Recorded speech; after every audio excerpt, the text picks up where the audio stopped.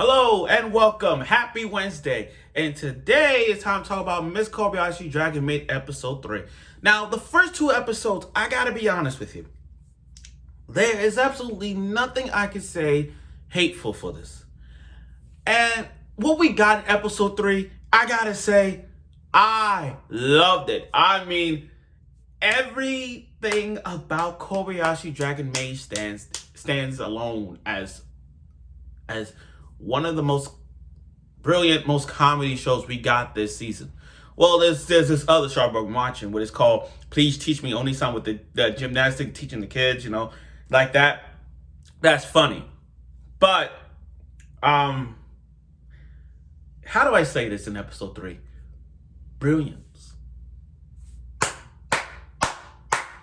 You gotta give Studio Kyoto Animation for giving us a show like this that is legit funny as ever. And I will say this. We can make an argument about this. But can we consider Miss Kobayashi Dragon Maid and Dragon Maid as, matter of fact, can we consider Miss Kobayashi Dragon Maid series as a top 5 most funniest show out there? I mean, literally funny in a nutshell. In a comedy standpoint, we have to put that up there as the most, with the titans of funny shows that generated everything that we love about comedy. Shows like Blend S, the most, Blend S, that smile, sweet, sister, sadistic, surprise, that one. And we had to put that with the most iconic one, Lucky Star. So yeah, Miss Kobayashi Dragon Maid is up there in the titans of comedy as we speak. Now, let's get to it. In this review of Miss Kobayashi Dragon Maid episode 3, because boy, I gotta go in on this. Let's do this review. Okay, so right off the gate, we're not even 5 minutes into the program of the show, not even halfway towards it, and boom, we got the Kanagasm right away. Not even that. I mean, it starts off with, that's the thing about Kobayashi Dragon Maid.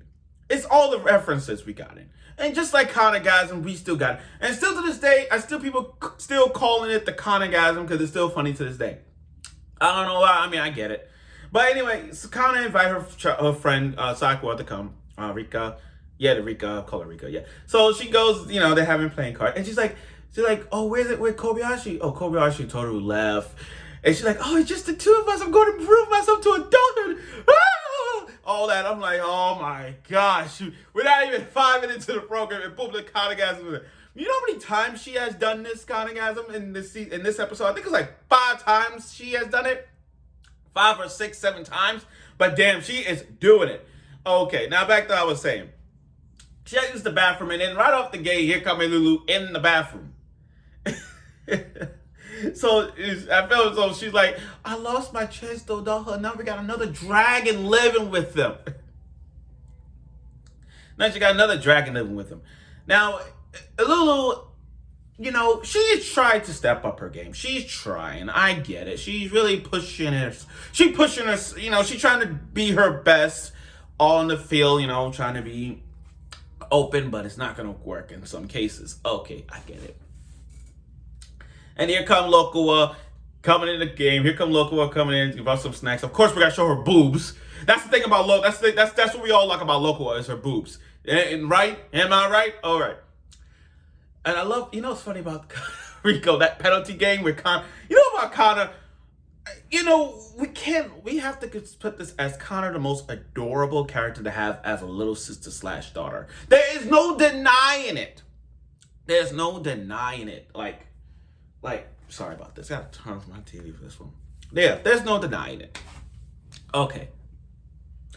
So, back to what I was saying. I like the rub in the tummy. It's like, penalty game. Rub my tummy. And she's like, oh my God. She rubs her like, she all got, I guess.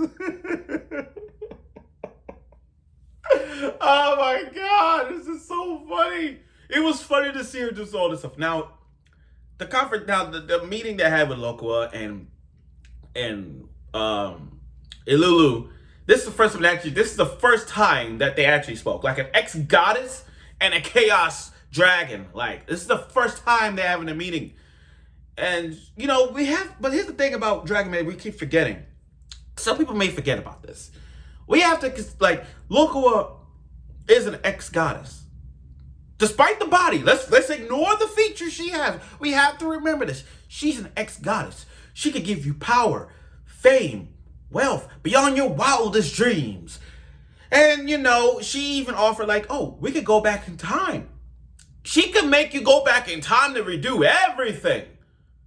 That's how brolic she is. We have to remember that she's an ex-goddess. She's powerful. Despite being an ex-goddess, she is that broken. Power, money, fame. You know, everything you wanted. She could give it to you just like that off the back. But Lulu's all kind. She's like, no, I don't want that. Because I want to keep all the memories that Kobayashi told me, all that stuff. And it's hard to make friends with new friends anyway. She's like, I got an idea. Go to the bathroom. And I'll make Rika go to the bathroom. She's like, I need to pee. And that's just ready to go to the bathroom. Yo, look. You know, we rarely got to see Lokua's eyes. That's what we're forgetting. You know, we see Lokua body, we see her boobs on a regular basis. But her eyes, you know, it's her eye that is so, like, iconic, so underrated, that we forget that she has gorgeous eyes. You know what I mean? That we forget about that. We forget about that. Ooh, it's raining bad. Okay, that's one thing. Let's forget about that. Now, on to the next segment. Toru playing the guitar. You know, no, I'm going to get to that later on. The maid thing. So Kobayashi had doubts about herself playing with a maid outfit. You know what I mean? It's hard for her to be a maid because she doesn't have the features and the looks. She's always dressed like a man thing. And Kobayashi doesn't really, she lost her way of becoming a maid. You know what I mean? Like, it's one of those things where you look up something and you admired it, but then you look back in your life, you're like, why did I buy this? This doesn't look good to me. I don't want to wear this. I don't want it at all. That's what Kobayashi sees in herself. She has self-doubt that she don't look good in maid outfits. So Toru gathered everyone for a meeting, and not Elma, but leave it to Kobayashi's friend to offer food to join in. That's the thing about Elma. We gotta offer. She'll come around if there's food. But anyway, she's like, let's make up a maid. Let's do some maid outfits. Okay. Elma had an idea, but then it got rejected. And Toru's like, okay, go to the next room where the kids are playing Monopoly. And I'm gonna get to that Monopoly segment. So anyway, she told Elma, go to there and play Monopoly. So everyone had these ideas and all that. And Georgie, oh my God, Georgie, you know, Georgie had some great knowledge when it comes to maid outfits. To sum it up, maid outfits are the essential to outfits. You know what I mean? Like, maid outfits is like school uniforms. It's on an everyday basis. You know what I mean? You could change it up if you like. But the confidence that Georgie had to lay to Kobayashi is so, it's like understandable. So it's like Georgie's knowledge of maid outfits and how it works, it's really good for it. Now, the Monopoly. Here's the thing. Still to this day, Monopoly is still considered a game that ruins friendship. Let's consider that. Monopoly is one of the games that ruin friendship. Monopoly, Connect 4, and every Mario Party game. Every Mario Party game that consider friendship. Oh, and shooting games too. And, well, no, mostly fighting. I'll say fighting games. If you're getting that cocky guy and you ruin people's friendship like that, yeah, that. But mostly Monopoly. Mostly Monopoly and Mario Party games. So I like how when it was like, oh, look, when it's like, we have to take down Sota. Sota got all these properties. Sota got all these properties. And Sota's like a god. He's like, I got all the properties. I got all the money. You ain't taking me down. Of course, at the end of the segment, Kana needed a roll. She's like, a roll, a 6. And to the goal, and she invests all, and Sakura, and then Rika, she sacrificed all her investments, and to Connor. That's how Connor won. And she's like, you're a king now. and I like how Kana imagined herself as being the king. The king! All hell Kana! So, yeah. That was funny. Now, the hobby scene. Oh my god. Oh yeah, can I go back? Let me back up a bit. Kobayashi in a maid outfit. When they made her in wearing a total maid outfit, she looks good. She looks good. I'm not gonna lie to you. I mean, take the thing off her head, but she still looks good in a maid outfit. There's no question about that. Now, to the hobbies. I want to take a moment to say this. I was shocked. I kid you not. Toru playing the guitar? Playing the guitar! I did not see this. I kid you not. I'm not going to lie to you.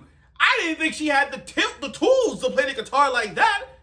I didn't think she had the tools. I'm like, what the fuck? Playing that guitar, extremely magnificent. Marvelous. When she was playing that guitar, I was shocked. I'm like, what? She played it so good that it made the guy hurt. He's like, your talent hurts me. And then it did. Oh my god, but totally. And then they bump into the other neighbor with this who has a passion for a hobby for wood carving. And what happened? She made a carving, a majestic wood carving of an eagle. Like damn, she's good. She has all the talent she can. She could have done all these hobbies, but the guy with the wood carving, he's like, you have a good talent, but you have a good hobby. But is this the hobby that you want to do? Is this the hobby that you want to experience? Like, is this the hobby that you feel enjoyable to do? Like, what's your actual hobby? Like, what is the hobby that makes you want to have fun? That's what I'm trying to say. For example, my hobbies is watching anime, play games, chat, hang out with friends. Cause that's what I like. That's why I like. I like those kind of hobbies that make myself feel better and they have to be happy. Those have fun. And like hobbies? There are other hobbies that people have, and there are hobbies that make them feel fun. Make them feel like they're having fun. That's that. So I get what they're doing. So again, now back to what I was saying. So they're like, okay, what can I do? Let's see, what hobby can I do? Let's see, what hobby? And then in Lulu, Kyoto Animation, I love what y'all doing. Y'all teased me. Kyoto Animation, y'all teased me. Y'all played the opening of Miss Kobayashi Dragon Maid. Y'all played the first opening. The first opening of Kobayashi Dragon Maid. Lulu sitting down, turn the TV, and I hear the open. I'm like, wait, I'm in the background. And then the moment I heard that sound, I'm like, oh my god, y'all play the opening of Kobayashi Dragon Maid. Yes! Yes! I'm like, oh, you're bringing my heart back. Sorry, you're bringing my heart back. Oh my god. Kyoto Animation, y'all are doing it. Y'all are killing it, man. I'm loving it. But again, I like what you're doing. I love what y'all doing. Way to bring back references from season 1. And it couldn't be any better. It couldn't be any better. Because when Kana called Kobayashi, quick, Toru lost it. Kobayashi went in, she rushed him, and she saw Toru going idol-gasm. Idol-gasm for Kobayashi. She said, love, late kiss. Love, late kiss. Come on, this ain't Love Live. I got Rico right here. She's my favorite idol and all that. I'm just saying, Rico's my favorite idol, and my favorite unit is Guilty Kiss. But Lulu, her idol experience, she went in. She got like a shrine of everything Kobayashi relatable. Plushies, the freaking figures, the damn paintings. Look, I have a Rico shrine of love. Like in Love Live Sunshine, I have a straight up Rico shrine. Toru's shrine just went up to the freaking roof. I guess figures and singing and everything. And her singing hurt so much, it hurt Kana and the Lulu down. And the funny thing, again, I like what they did. Not only to bring a reference back to season 1 with the opening on TV, but they had the ending credits. I think this is a one-time deal, a one-time special ending credit, because they had an ending where it's just reminiscing season 1, but also reminiscing the reminiscing the relationship that Kobayashi and Toru has, but mostly on Kobayashi, because like I said, Toru has a thing for Kobayashi. So what better way to make the ending, this special ending, with a special montage ending of everything Kobayashi related, and that's what we got. That's what we got. So props for what they did. That is so good. But so this was like I said, Kobayashi Dragon Maid. So overall, Kobayashi Dragon Maid as episode 3 was funny. I love what they did with this show in terms of the references they did for Miss Kobe. I love what they did with the references they did for season 1, and the fact that they the Kanagasm and the Kobayashi-gasm. I love what they doing. It's bringing back nostalgic memories of it. Now, I'm looking forward for next week's episode of it, where I hope Lulu gets a job. Because, again, we see Lulu got her outfit on. I want to see her working. I want to see her work. I think that's what most people want to see in the development of a Lulu right now, because she's developing slowly. In the development, I'm really waiting for Lulu to get a job and see where the direction of her development goes. But like I said, every episode of Kobayashi Dragon Maid is so funny. And like episode 3, it's still funny. Like, it's so freaking funny to watch. It's absolutely nothing I can say except for a show like this, and it's so freaking funny. I can't deny it. I really can't deny it. So I look forward for next week's episode of Kobayashi Dragon Maid S, and I hope you will.